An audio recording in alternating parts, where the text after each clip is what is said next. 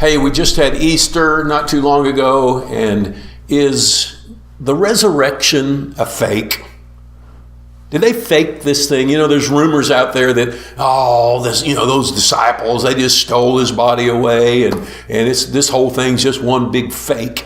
And I want you to think about this, and you really ought to investigate it. If you just read the biblical accounts, there's many witnesses. This is probably one of the most verified events in history. Over 500 people saw him. His 11 disciples saw him, felt him, touched him, and he talked to them for 40 days after it was over with. The ladies like Mary Magdalene and others saw Jesus, talked to Jesus after the resurrection.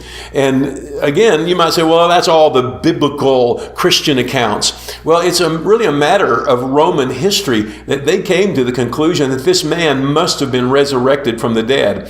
One of the things you have to understand is that when they crucified Jesus, the religious community demanded that there be Roman guards guarding the tomb. Well, you have to realize what a Roman guard was. This is how they were trained. They were trained that when you guard anything or when you go into battle, you take a 3 foot by 3 foot, or it's 4 foot by 4 foot area square, and anything that comes in it, you kill it. They were machines of murder and mayhem and battle.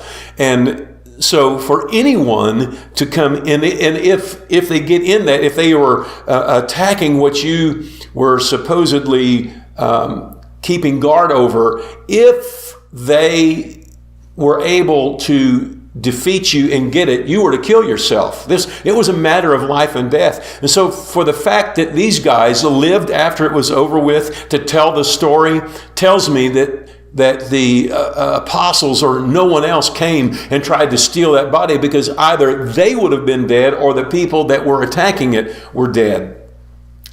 There's really no way to explain that other than it is what the Bible says, that their stone was rolled away and these guys are speechless. Also, let's just say you think that the disciples faked this, that he didn't really raise from the dead. Do you realize that out of these 11 guys that were left over, that 10 of them died a martyr's death, and they tried to kill John and he didn't die and he ended up living? But think about that. Would you die for a lie?